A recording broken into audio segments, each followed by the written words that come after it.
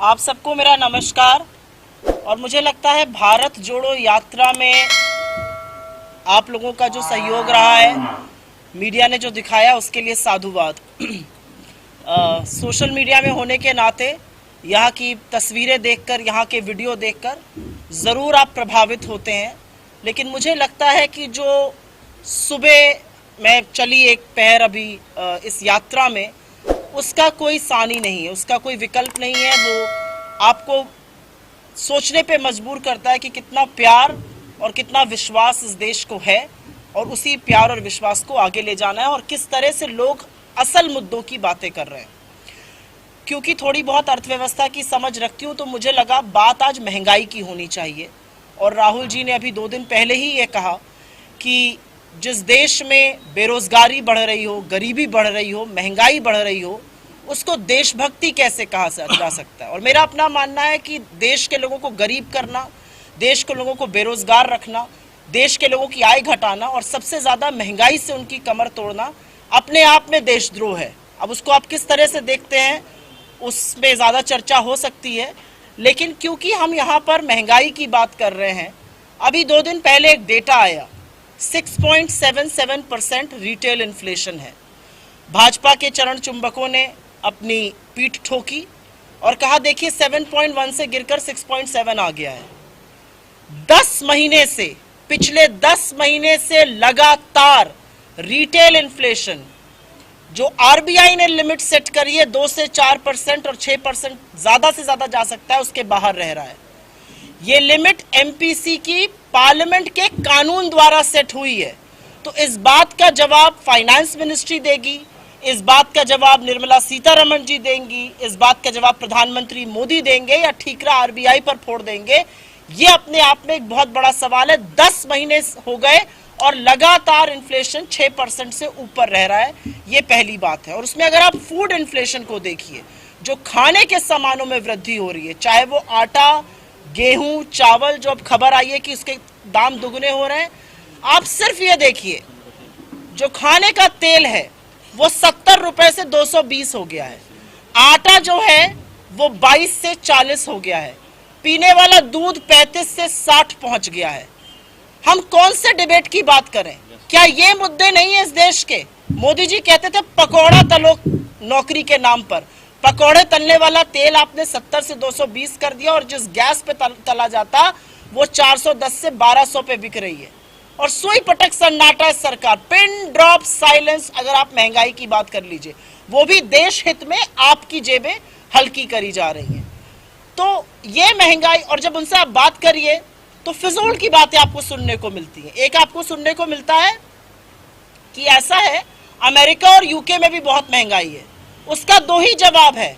America में purchasing power parity, आम व्यक्ति की तनख्वाह, आम व्यक्ति की खरीदने की शक्ति हिंदुस्तान से 15 गुना ज्यादा है।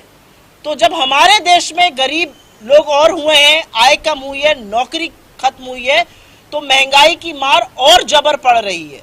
तो अमेरिका से और यूके से जो लोग अपने आप को कंपेयर करते हैं, उनको ये भी ज्ञात होना चाहिए कि अमेरिका में जो इन्फ्लेशन है वो इस वजह से आया क्योंकि कोविड काल के दौरान वहां की सरकार ने लोगों के हाथ में पैसा दिया और कहा कि आपका उपभोग बंद ना हो, आपकी नौकरी खत्म ना हो, आपका व्यवसाय चलता रहे, और इस वजह से इन्फ्लेशन आया। हमारे यहाँ तो इन्फ्लेशन आने का सिर्फ और सिर्फ एक कारण है, और वो है मुनाफाखोरी। हमारे यहाँ तो 27 लाख करोड़ इस सरकार ने पेट्रोल और डीजल पर एक्साइज लगाकर कमा लिए, और वित्त मंत्री खड़े होकर भरे सदन में झूठ बोलती हैं। उनके सांसद कहते हैं कि फ्री फंड का खाना गरीब आदमी खा रहे हैं। एक सांसद महोदय बहुत लंबी चौड़ी पढ़ाई करी उन्होंने, वो कहते हैं महंगाई कहीं दिख ही नहीं रही है। महोदया खुद कह देती है जी लहसुन प्याज तो मैं खाती नहीं हूँ, बाकी आगे की बात कर लीजिए। तो सवाल यह है कि अगर महंगाई से लोग त्रस्त हैं तो इसके बारे में बात कौन करेगा? आप जहां चले जाइए। आज सवेरे ही राहुल जी से जब हम लोग बात कर रहे थे, उन्होंने कहा कितने लोग बेरोजगारी और महंगाई से त्रस्त हैं कि दिल्ली में बैठे हुक्मरानों को अंदाजा ही नहीं है। और इसीलिए मुझे लगता है कि जो मूल मुद्दे हैं, जो भारत जोड़ो यात्रा का लक्ष्य है, जरूर सामाजिक ताने बाने को जोड़ना है, जरूर लोकतंत्र को जोड़े रखना है, लेकिन उससे भी बड़ा जो दायित्व है हम पर कि हम महंगाई, हम बेरोजगारी से जो लोगों के हौसले टूटे हैं उस हौसले को दोबारा से जोड़े, वो भारत जोड़ो यात्रा है। बड़ी बड़ी बातें करते थे मोदी जी जब विपक्ष में थे कि रुपए का गिरना और प्रधानमंत्री की साख में होड़ लगी हुई है। रुपए इनको हमने 54 पे दिया 2014 में, रुपया अब 83 पर है। रुपए के गिरने से लगातार महंगाई और बढ़ रही है। तो सवाल यह है कि इस सरकार में इकोनॉमी पर, इस सरकार में महंगाई पर, बेरोजगारी पर कोई चर्चा ही नहीं है। आप अगर मुद्दे की बात करिए तो ध्यान जरूर भटकाया जाएगा। आप बात उत्तर की करिएगा तो आपसे दक्षिण की बातें करी जाने लगेंगी। इस सरकार के मंत्रियों को यह नहीं पता कि अगर देश में इंपोर्ट घट रहा है और एक्सपोर्ट भी नहीं बढ़ रहा है तो उसका सीधा मतलब है कि आपकी कंपनीज, आपकी फैक्ट्रीज ठप पड़ी हैं, हम कुछ मैन्युफैक्चर नहीं कर रहे हैं। बड़े बड़े स्लोगन आत्मनिर्भरता के, फलाने अमृतकाल के दे देते हैं। क्या है अमृतकाल इस देश में, मैं जानना चाहती हूँ एक गृहिणी से। और जितनी महिलाएं इस यात्रा में मिलती हैं और उनकी जो स्टोरीज मैंने देखी और आज मैंने काफी सारी महिलाओं को देखा, जितनी महिलाएं मिलती हैं सबसे बड़ा प्रभाव महंगाई का उन महिलाओं पर पड़ता है।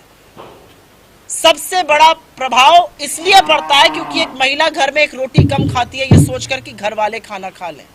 कौन जवाब देगा? वित्त मंत्री ने तो खड़े होकर सदन में कह दिया सब लोगों ने मिलकर डिसीजन लिया था। बिल्कुल नहीं लिया था, यह भी एक झूठ है और इस झूठ का पर्दाफाश होना जरूरी है। जो जीएसटी काउंसिल होती है, अगर उसमें किसी को भी कोई भी डिसीजन को अपोज करना है तो या तो सेंट्रल गवर्नमेंट उसका साथ दे या 19 और राज्य उसका साथ दें। 19 राज्यों में भाजपा की सरकार है, क्यों आपने आटे पर जीएसटी लगाया? आप तो हवाई चप्पल और हवाई जहाज का चश्मा लगा रहे थे, हवाई चप्पल पे जीएसटी लगा दिया। पहनने वाली नॉर्मल सी कमीज पर आपने जीएसटी लगा दिया। तो चाय पत्ती से लेके चाहे वो कॉफी हो, चाहे बच्चों को पिलाने वाला दूध हो, चाहे आटा हो, दाल हो, चावल हो, हर चीज पर तो जीएसटी है। तो कैसे कैसे संभलेगा ये? यही सवाल है। आप जब इनसे ये सवाल करते हैं तो उसका सामने से कोई जवाब नहीं आता है। महंगाई से लोग त्रस्त हैं। 6.7% से ज्यादा इन्फ्लेशन इस देश के लिए हानिकारक है। 10 महीने हो गए लगातार 6% से ज्यादा इन्फ्लेशन है। और अंत में मैं इतना कहूंगी कि विपक्ष नहीं कह रहा है कि त्राहिमाम मचा हुआ है। आपको आईना तो आरबीआई दिखा रहा है। 4-4 बार आरबीआई ने रेट बढ़ाया है। क्यों बढ़ाया है? क्योंकि महंगाई नियंत्रण में आप ला नहीं पा रहे, इसलिए आरबीआई को एक्ट करना पड़ रहा है। लेकिन आरबीआई भी बखूबी ये जानता है कि आज उन्होंने कर लिया है, कल को काम तो फाइनेंस मिनिस्ट्री को और सरकार को ही करना पड़ेगा। इस सरकार से जब आप बात करिए उल जलूल की बातें करते हैं। आपका ग्रोथ रेट मूडीज ने, फिच ने, एसएनपी ने, ऐसा कोई ब्रोकरेज नहीं है, आरबीआई ने, आईएमएफ ने, वर्ल्ड बैंक ने लगातार काटा है। उसके बारे में कोई चर्चा नहीं है, मुद्दे की कोई बात नहीं है। नौकरी की बात करिए तो फालतू की बातें करेंगे। 16 करोड़ रोजगार बनाना था, 75,000 को सर्टिफिकेट बांट रहे हैं। बात करनी है आम आदमी की, बुलेट ट्रेन की बात करेंगे। बात करनी है आम आदमी की, वंदे मातरम की बात करेंगे। बार बार मवेशियों से वो टकरा कर टूटी जा रही है। समझ में नहीं आता गत्ते की बनी है ट्रेन या लोहे लक्कड़ की बनी है।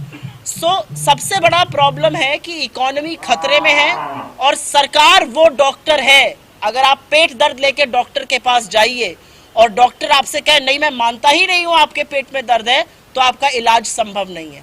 सरकार आज डिनायल में है, सरकार मानती ही नहीं है कि इकोनॉमी में समस्या है और उसी का जो हम भुगत रहे, ये देश भुगत रहा है, बेरोजगार भुगत रहे हैं, ये उसी का नतीजा है। इस मंच से और तमाम कांग्रेस के मंचों से हमने लगातार महंगाई पर, बेरोजगारी पर हल्ला बोला है और आगे भी जरूर बोलते रहेंगे। सवाल उठाइए। Sure. As you were criticizing regarding the economy, inflation, that is fine. But the way in 2019 Rahul Gandhi has come up with a Nyaya idea, Nyaya scheme, Yeah. giving, pumping the money in the economy. The same way, do you have any plan in this, along with Bharat Jodo Yatra, economy, strengthening the economy also? Are we giving Right. people what we can do? You know, In the future, that is first thing. Right. Before I apply. Second thing, I just social media. Praveen Chakravarti, I think, data head from Congress Party. He has criticized the decision of the government pension scheme. was Himachal Pradesh and even Rajasthan, even Gujarat, Congress has made the promises. So don't you think this is contradiction within the Congress? So I will answer your second question first. I don't think there is any contradiction whatsoever. Absolutely no contradiction. Two of our governments, whether it is Rajasthan or Chhattisgarh, have brought back, मैं भी इसको हिंदी में भी बोलूँगी, have brought back OPS because there was a huge demand from the people. There are 3 lakh government employees in Himachal. All that they seek is OPS. So the government of the day or politicians of the day or political outfits of the day have to respond to the needs of people. Why do you think there is a demand? Because there is huge economic collapse around us. People are no longer assured of their income, and so they want the old pension scheme back. We have to be a dynamic political party and we have to react to people and their demands. And if the senior leadership of the Congress party, if all of us feel this is the right thing to do, and our chief ministers have done it, we have worked out to the T. People in Rajasthan have received money in their accounts. I don't think there is any contradiction. I really think this may have been his personal view, perhaps should not have been aired publicly, but I don't think there is anything wrong with bringing back the OPS. The Congress is a democratic party. People have different views.